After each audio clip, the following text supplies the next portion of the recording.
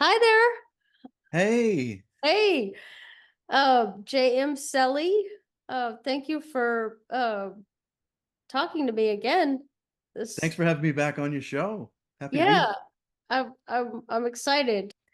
I'm really excited because you're self-publishing your books, and I mean you're doing it. I mean, you've got this amazing book, The Unlife of Lisa Cooper, Yep. which I want to get into that, but now you've come out with a brand new book. Do you have a copy of it on hand to show I off? do.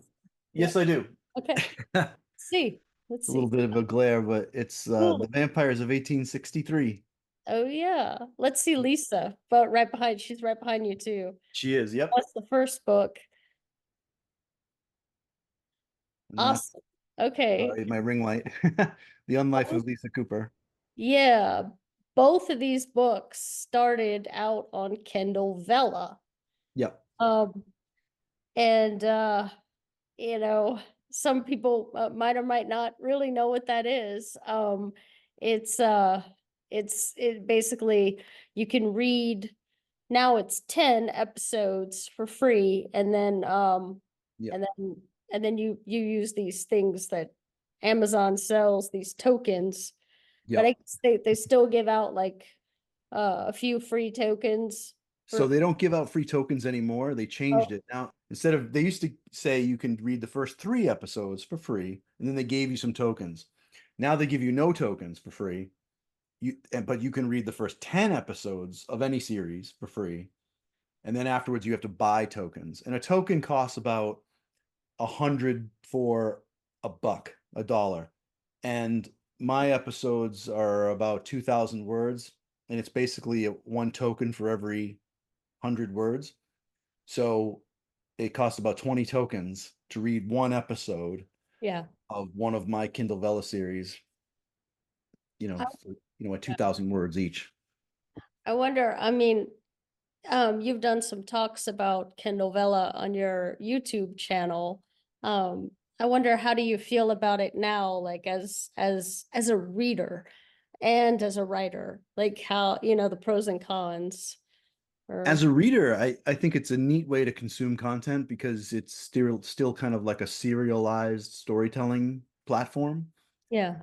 Um, and it's cheap because tokens are cheap. And with Mm. the 10 episodes for free, that's a real big incentive for a reader. For an author, it's a lot of work to keep up with a regular cadence of releasing episodes every so often and Uh, whatever, however frequently you want to do it.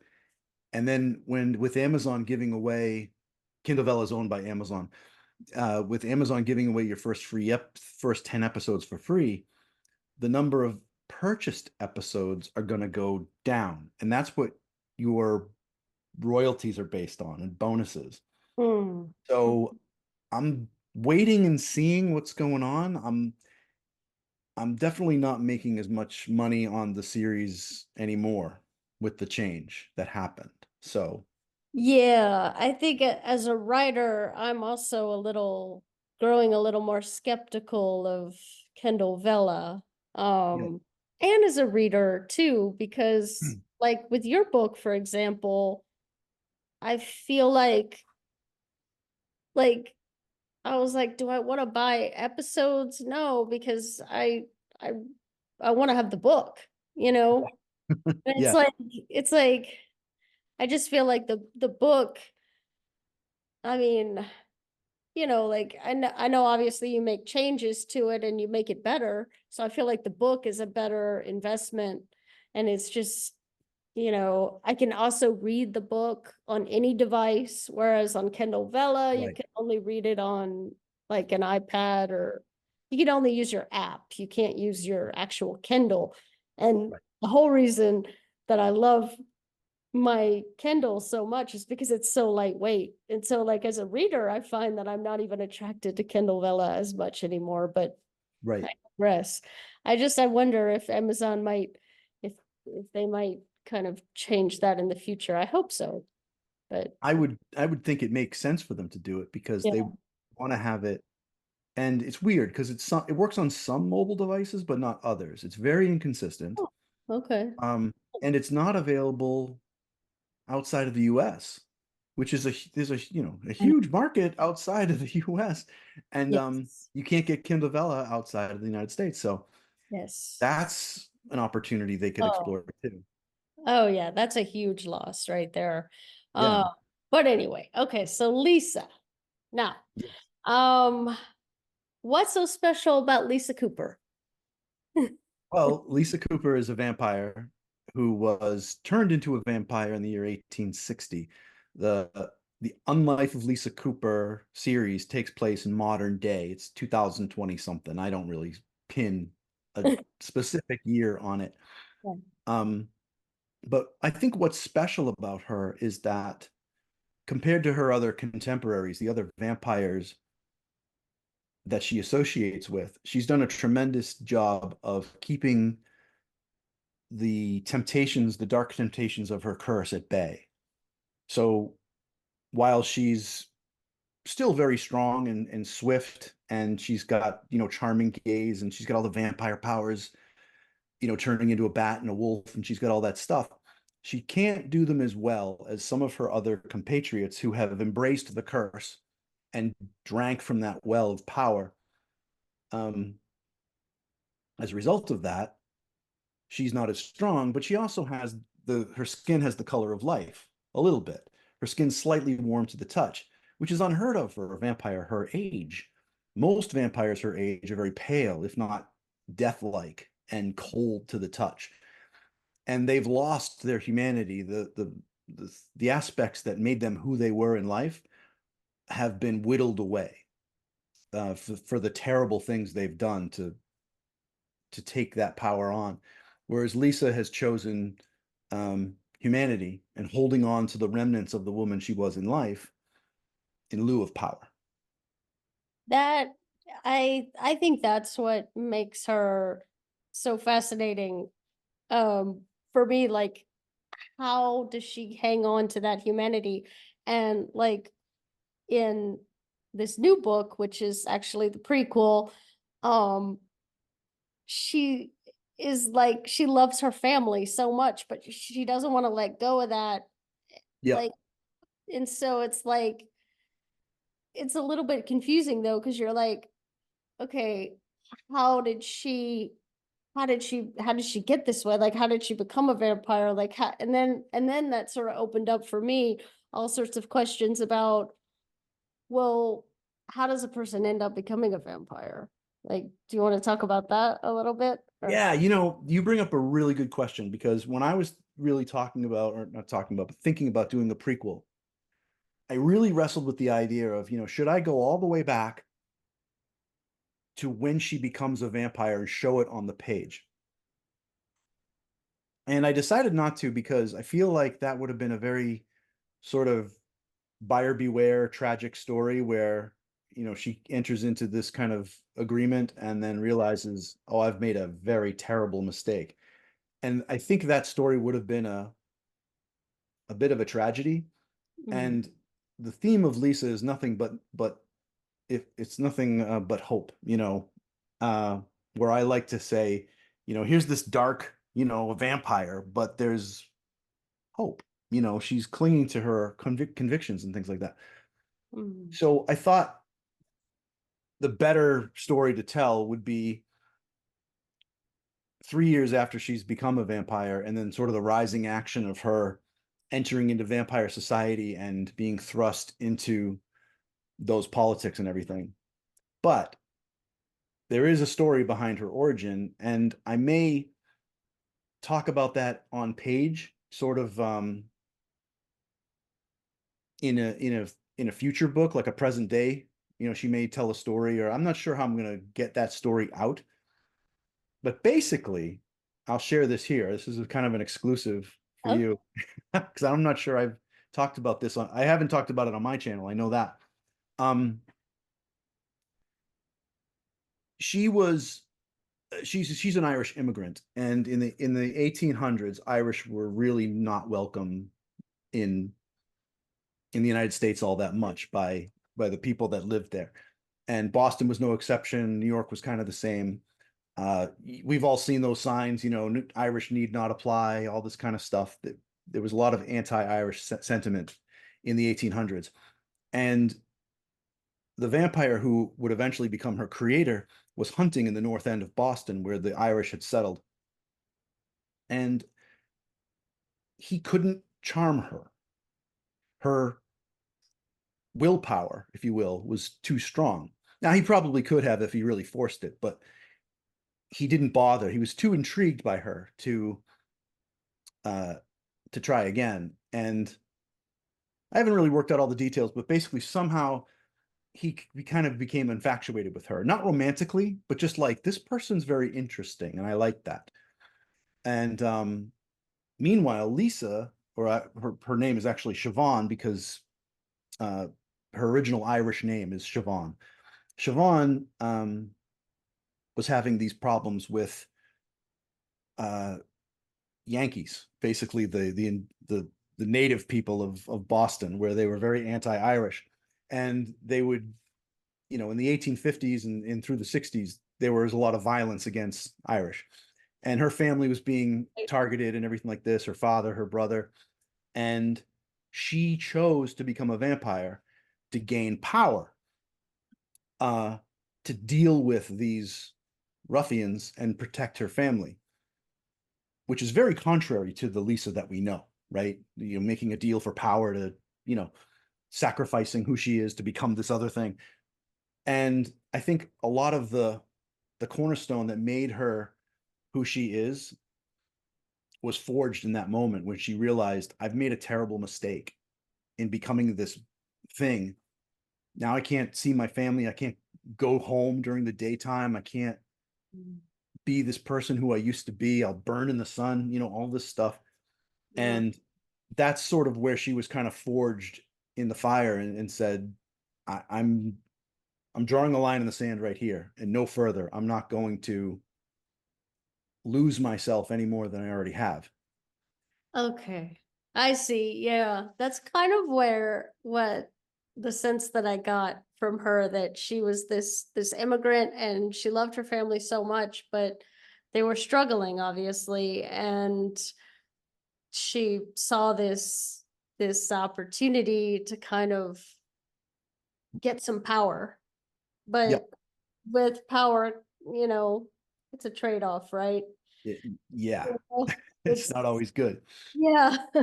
So, all right, so the sword, the Wheelock sword. Who's Hmm. this guy called Simeon Wheelock, and how is he gonna help Lisa? Or maybe I don't know.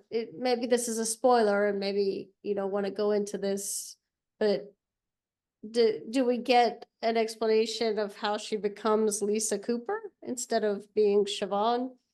Like, is I that don't really show that on in this in the Vampires of 1863. I don't really show that. yeah. Um, but the sort of the unspoken, um, at least so far, Yeah. is the idea that if a vampire lives so long, they have to sort of move around and maybe change their names and reinvent themselves. Otherwise, you'll be living next door to this woman or person who hasn't aged in 40 years, and you're like, Yeah.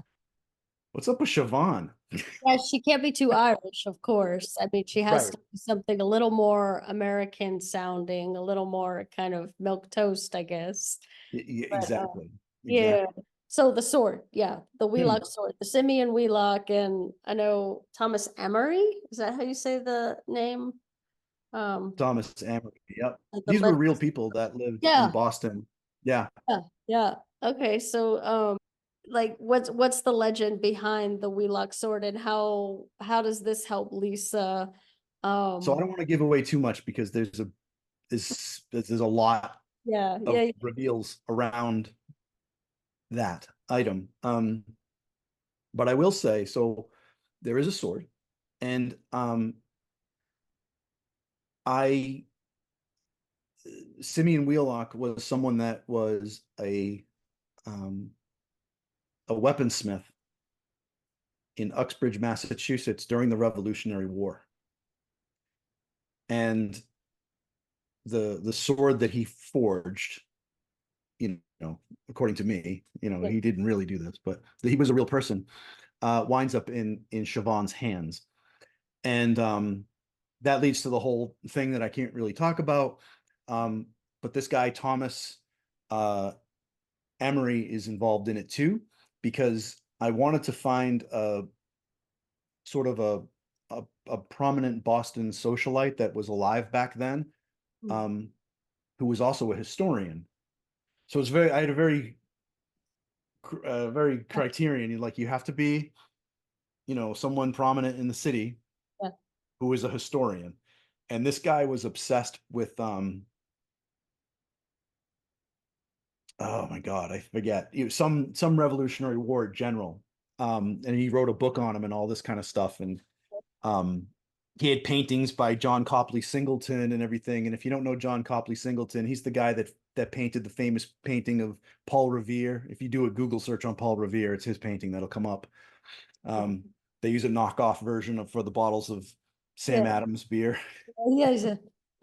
Okay. But that's John Copley Singleton. I try to weave all this kind of Boston stuff I love into the history and with all the research I did. And, so if you're from Boston, you're going to be like, oh, yeah, I know that guy. Yeah.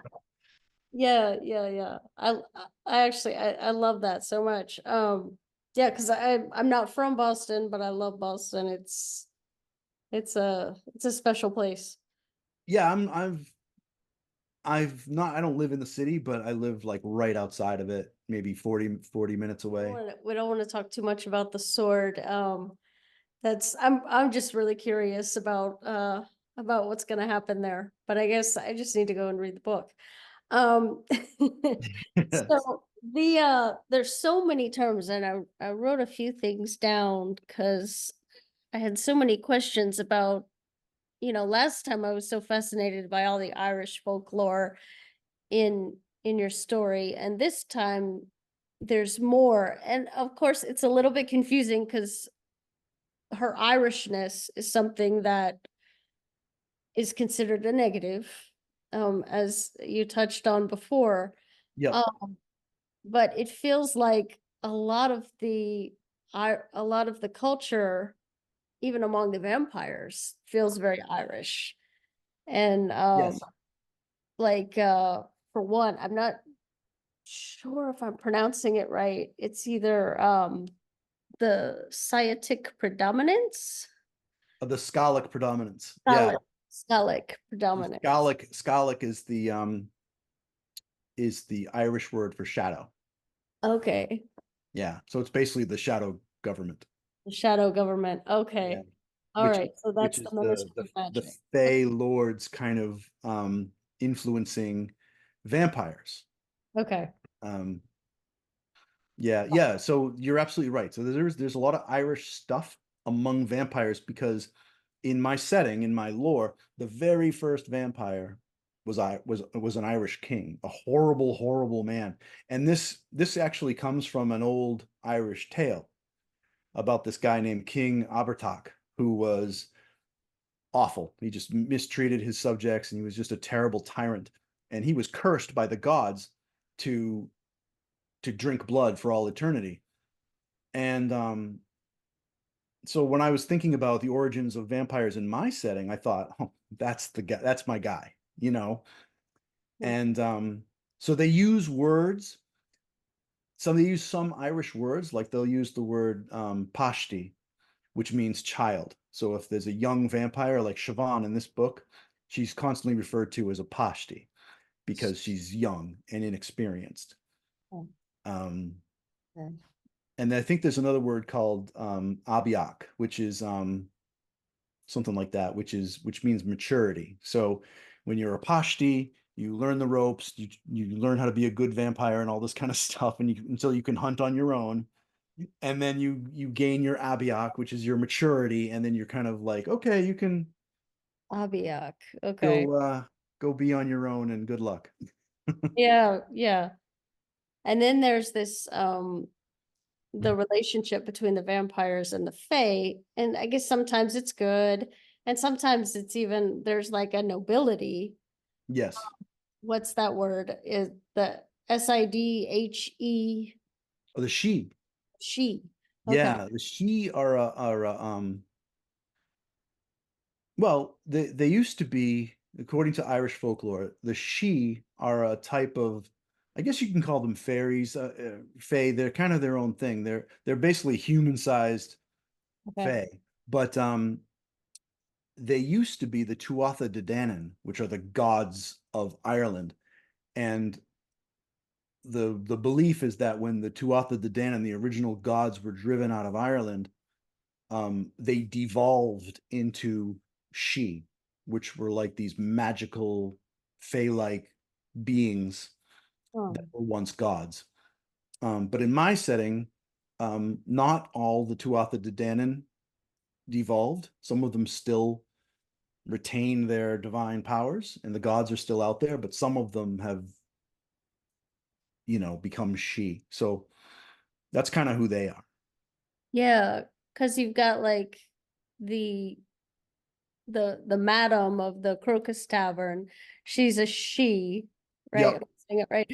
And then there's the Fae that am I gonna say Fiddlehead, but he's more of a like a servant, right? So Yeah, he's a goblin, and he's not a noble. So yeah, he's not a member of the ruling class okay. of Fae, but he's a Fae nonetheless. So um instead of presiding over someone or something, he serves. Okay, okay. All right. And So he drives Siobhan's creators coach, his stage coach. okay. Yeah, yeah. Okay. And then there's Jack, who's a very interesting character because he's half Fae and half vampire. You know, he has enemies because I guess the pure vampires want to be in control, and so they have to get rid of Jack and or deal with Jack, right? Or keep Jack somehow in check. Yeah, Jack. So Jack is a very terrifying individual. He's very powerful for what he is, and he is an enforcer of the the ruler of the New England vampire bleed. So this powerful vampire lord named Don Esteban Santiago rules over all of New England. He's basically the vampire in charge, Okay. and uh, Tailcoat Jack is his enforcer, which means that if someone needs to be taken out, punished, whatever, they get a visit from Tailcoat Jack, and it's not going to end well. Oh wow. Um, and all of this is kind of like tied together where the Fae sort of preside over the vampires, and some vampires are like, this is working out great for me because I get to be in charge, or I'm a lord, or whatever. And other vampires are like, I'm not okay with this. I don't want some Fae telling me what to do or where I can hunt, or if I can create a new vampire, if I care to create a new vampire. I think we should be self-governed and do what we want to do and get the Fae out of here. So there's Yeah. a schism within uh, the vampire society, and the story is really Siobhan being thrust into that conflict Yes. Oh, prematurely. yeah. Yeah. Just like in the first book where she's thrust into the bleed wars, and now she's brand new now. So what is she gonna do? How's she gonna she has to grow up really fast. Yes, yeah, she's in Oh, way over her head. whew. Okay. Wow, this is